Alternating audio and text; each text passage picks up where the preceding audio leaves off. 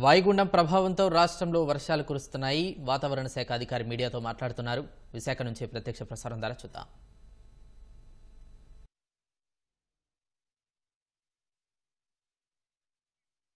ధన్యవాదాలు ప్రశాంత్. పశ్చిమ మధ్య బంగాళాఖాతంలో కొనసాగుతున్న అల్పపీడనం అలాగే తర్వాత వాయుగుండంగా మారి దాని ప్రభావం దాదాపు ఇప్పటికి 2 రోజులుగా మొత్తం ఉత్తరాంధ్ర జిల్లాల్లోని ప్రధానంగా కనిపిస్తోంది. అత్యధిక వర్షపాతం కూడాను నమోదైంది. దీనికి సంబంధించి మరో 24 గంటల పాటు ఈ ప్రభావం ఉంటుంది. తర్వాత ఇది బలహీనపడుతుందనే విషయం వాతావరణ శాఖ ఇప్పటి వరకు ఇస్తున్న అంచనాలు. దీనికి సంబంధించి ఇది ఏ రకంగా ఎటువైపు కదులుతోంది, చాలా నెమ్మదిగా అంటే గంటకి 7 కిలోమీటర్ల వేగంతో మాత్రమే ఇది కదులుతోందనే విషయం ఇప్పటిదాకా ఉన్న అంచనాలు. ఇది ఎలా కదులుతుంది, ఏ రకంగా బలహీనపడుతుంది, మరి ఎంతకాలం ఈ వర్షపాతం ప్రధానంగా రైతులు చాలా ఆందోళనగా ఎదురు చూస్తున్నారు. ఎందుకంటే మరింత వర్షాలు పెరిగితే తమ పంటలు పూర్తిగా నష్టపోవాల్సి వస్తుందని వాళ్ళు ఆందోళన వ్యక్తం చేస్తున్న తరుణంలో ఇది ఏ రకంగా తిరుగుతోంది అన్న అంశాల్ని మనం వాతావరణ శాఖ తుఫాను హెచ్చరికల కేంద్రం విశాఖపట్నం డైరెక్టర్ కేవీ శ్రీనివాస్ గారు ప్రస్తుతం ఉన్నారు. శ్రీనివాస్ గారు, ఇప్పటి వరకు దీని గమనం ఎట్లా ఉంది, ఇది తరువాత ఏ రకంగా వెళ్ళబోతుంది? నిన్నటి నుంచి నిన్న ఏర్పడినటువంటి ఈ వాయుగుండం వెస్ట్ సెంట్రల్ బే ఆఫ్ బెంగాల్లో ప్రస్తుతం ఇంకా అది డిప్రెషన్గానే west central Bay of Bengal అయితే కంటిన్యూ అవుతుంది. దీని పొజిషన్ మట్టుకి మనం దీంట్లో చూస్తే ఇప్పుడు విశాఖపట్నంకి దక్షిణ ఆగ్నేయంగా 430 కిలోమీటర్స్ దూరంలోను, అలాగే నెక్స్ట్ చెన్నై నుంచి చూస్తే తూర్పు ఈశాన్యంగా 480 కిలోమీటర్స్ దూరంలోను కేంద్రీకృతమైంది. ఇదే మనం లేటెస్ట్ శాటిలైట్ ఇమేజరీలో కనుక దీని యొక్క ఇమేజరీ కనుక చూస్తే ఈ రకంగా ఇప్పుడైతే ప్రస్తుతం ఉంది. ఇది చెన్నైకి తూర్పు ఈశాన్యంగా 480 కిలోమీటర్స్ దూరంలోను, అలాగే నెక్స్ట్ విశాఖపట్నంకి దక్షిణ ఆగ్నేయంగా 430 కిలోమీటర్స్ ఆల్మోస్ట్ అంటే ఈ ప్రాంతంలో అంటే వెస్ట్ సెంట్రల్ బే ఆఫ్ బెంగాల్లో ఇది డిప్రెషన్గా అయితే కంటిన్యూ అవుతుంది. నెక్స్ట్ కమింగ్ 12 అవర్స్ పీరియడ్లో ఇది స్లోగా అంటే గంటకి సుమారు 12 kilometres per hour wind speed తోటి అయితే మూవ్ అవుతుంది.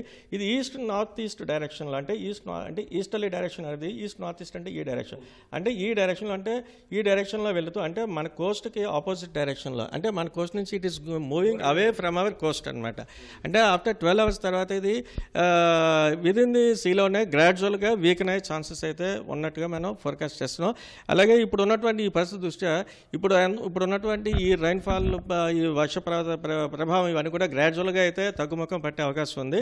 అలాగే ఇప్పుడు నెక్స్ట్ 24 అవర్స్ పీరియడ్ చూస్తే దీని యొక్క ఫోర్కాస్ట్ అయితే మనం వేరే లిమిటెడ్ ఫోర్కాస్ట్ అయితే ఇస్తున్నాం. ఎటువంటి ఇప్పుడు ఏ జిల్లాకు కూడా భారీ వర్ష సూచన అయితే ఇవ్వట్లేదు. అలాగే ఉత్తరాంధ్రకు చూస్తే అక్కడక్కడ కేవలం ఒక మోస్తరు వర్షాలు, దక్షిణ కోస్తా చూస్తే కేవలం 1-2 చోట్ల మోస్తరు వర్షాలు వచ్చే అవకాశం ఉన్నట్టుగా మనం ఫోర్కాస్ట్ ఇస్తున్నాం. ఇప్పుడు గాలుల ప్రభావం అంటే ఇప్పుడు ప్రధానంగా ఇప్పుడు వరి పంట మొత్తం కంకుల మీద ఉంది. గాలుల ప్రభావం ఎట్లా ఉంటుందని అంచనా? గాలుల ప్రభావం చూస్తే నిన్నటి వరకు చూస్తే కంపారిజన్ చూస్తే comparatively to some extent reduced అయినప్పటికీ కూడా ఈ స్క్వేర్ ఈవెంట్స్ ఇంకా ఈ 35 to 45 కిలోమీటర్స్ రేంజ్లో ఇంకా మనకి కంటిన్యూ అవుతున్నాయి, పర్సిస్ట్ అవుతున్నాయి. అంచేత ఈ పరిస్థితుల దృష్ట్యా అలాగే సీ రఫ్నెస్ కూడా ఇంకా కంటిన్యూ అవుతుంది. అంటే ప్రస్తుతం ఇది సీలో డిప్రెషన్గానే కంటిన్యూ అవుతుంది. చేత ఈ గాలుల ప్రభావం కానీ సీ రఫ్నెస్ కానీ కూడా ఇంకా ఫర్దర్గా అనదర్ 24 అవర్స్ కంటిన్యూ ఛాన్స్ ఉంది. అంచేత ఈ పరిస్థితుల్లో మన కోస్ట్ తీరం వెంబడి ఉన్నటువంటి మత్స్యకారులు అందరం కూడా వేట వెళ్తామని చెప్తున్నాం. అలాగే నౌకాశ్రయాలకు కూడా ఇంకా కనీసం ఇంకొక 12 గంటల వరకు కూడా ఈ లోకల్ కాషనరీ సిగ్నల్ నెంబర్ 3ని కంటిన్యూ చేయవలసిందిగా వాళ్ళకి మనం ఇన్స్ట్రక్షన్స్ ఇవ్వడం జరిగింది. అలాగే నెక్స్ట్ లాస్ట్ 24 అవర్స్ పీరియడ్ వరకు చూస్తే యాజ్ ప్రెడిక్టెడ్ బై ఐఎండీ చూస్తే దీని యొక్క ఈ ప్రభావం మ్యాక్సిమం ఇంపాక్ట్ దక్షిణ కోస్తా కన్నా ఉత్తరాంధ్ర మీద ఎక్కువగా అయితే కనిపించింది. ఉత్తరాంధ్రలో ఉన్నటువంటి కొన్ని జిల్లాలు అంటే మనం చెప్పుకున్నట్టుగా ఇటు విజయనగరం, పార్వతీపురం, శ్రీకాకుళం, నెక్స్ట్ విశాఖపట్నం ఈ జిల్లాలకైతే భారీ వర్షాలు అయితే ఎక్కువ చోట్ల నమోదడం జరిగింది.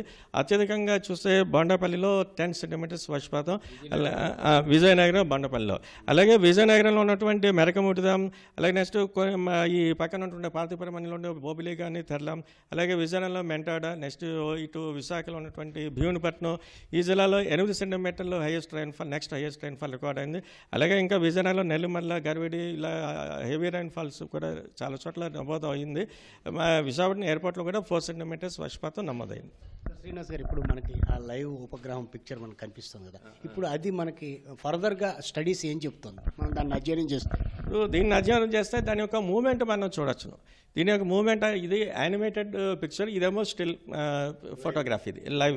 ఇప్పుడు ఆల్మోస్ట్ లేటెస్ట్ ఒక 2 hours బ్యాక్ మనకి శాటిలైట్ ద్వారా వచ్చినటువంటి అంటే దీని ద్వారా ఇప్పుడు ఉన్నటువంటి పొజిషన్ ఏంటని తెలుస్తుంది. యానిమేషన్లో అయితే మనకి మూమెంట్ ఎలా ఉంది అంటే ఇది యాక్చువల్గా అయితే ఇలా వెళ్ళి మనకి ఇనీషియల్గా ఇది సౌత్ అండమాన్ సీలో దీని యొక్క ప్రస్థానం స్టార్ట్ అయింది.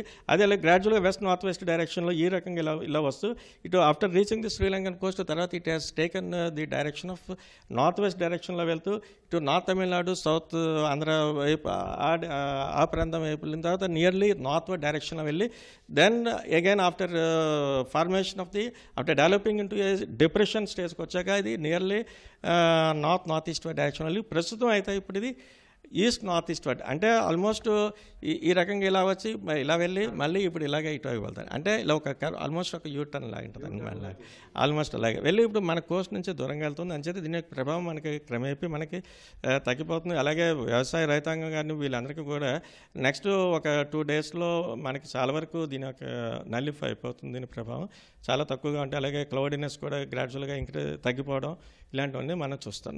శ్రీనివాస్ గారు, మనకి ప్రధానంగా తీర ప్రాంత వాసులకి ఈ నవంబర్, డిసెంబర్ నెలల్లోని అలాగే జనవరి నెలలో కూడా ఈ తుఫానుల ప్రభావం అనేది మనకి సాధారణంగా ఉంటుంది. అయితే ఇప్పుడు ఉన్న అత్యాధునిక టెక్నాలజీ అలాగే శాస్త్ర సాంకేతిక పరిజ్ఞానం, నిన్నే మనం 150వ దినోత్సవం కూడా మనం జరుపుకున్న IMD. సో ఈ IMD అంచనాలు ఇప్పుడు ఫర్దర్గా మనం ఎన్ని రోజుల ముందుగా మనం ప్రెడిక్ట్ చేయగలుగుతున్నాం? ఇప్పుడు మనకి ఒకప్పటికి ఇప్పటికీ పరిస్థితుల్లో చాలా మార్పు వచ్చింది. ఒకప్పుడైతే మనం సుమారు నెల్లూరు నుంచి కలింగపట్నం వరకు మధ్యలో ఎక్కడైనా క్రాస్ అవ్వగలని చెప్పి, ఇప్పుడు అలా కాకుండా మనం ఎగ్జాక్ట్గా ఏ ప్రాంతం దగ్గర ఈ డిప్రెషన్ కానీ సైక్లోనిక్ స్టార్మ్ కానీ క్రాస్ అవ్వే ఛాన్సెస్ ఉంది. ఇదంతా కూడా మనం ఇప్పుడు ఉన్నటువంటి advance technology, numerical weather predictions, model guidance వీటన్నిటి ద్వారా కూడా మనకు సాధ్యమవుతుంది. In well advance 7 days well అడ్వాన్స్లోనే మనం ఏ ప్రాంతంలో లో ప్రెజర్ ఫార్మ్ అవుతుంది, అది ఏ టైంలో ఏ స్టేజ్లో అది నెక్స్ట్ ఫర్దర్ స్టేజ్ డిప్రెషన్గా మారుతుంది, తర్వాత డిప్రెషన్ స్టేజ్ నుంచి సైక్లోన్ స్టార్మ్గా ఎప్పుడు మారుతుంది, దాని గమనం ఎలా ఉంటుంది అంటే ట్రాక్ ఆఫ్ ది సిస్టమ్ ఎలా ఉంటుంది. అలాగే ఇంటెన్సిటీ ప్రెడిక్షన్స్ కానీ రైన్ఫాల్ ప్రెడిక్షన్స్ కానీ ఆల్మోస్ట్ మనం చాలా వరకు సక్సెస్ఫుల్గా చేయగలుగుతున్నాం. ధన్యవాదాలండి. ఇది శ్రీనివాస్ గారి మనోగతం. ఎందుకంటే ఖచ్చితంగా ఇది మరొక 12 గంటల్లో దీని ప్రభావం పూర్తిగా సద్దుమణుగుతుంది. రైతాంగం ప్రత్యేకంగా ఆందోళన చెందనవసరం లేదనేసి ఆయన స్పష్టం చేస్తున్నారు. కెమెరామెన్ శ్రీనివాస్తో Kurmaraju, ETV news, Visakhapatnam. Over to studio.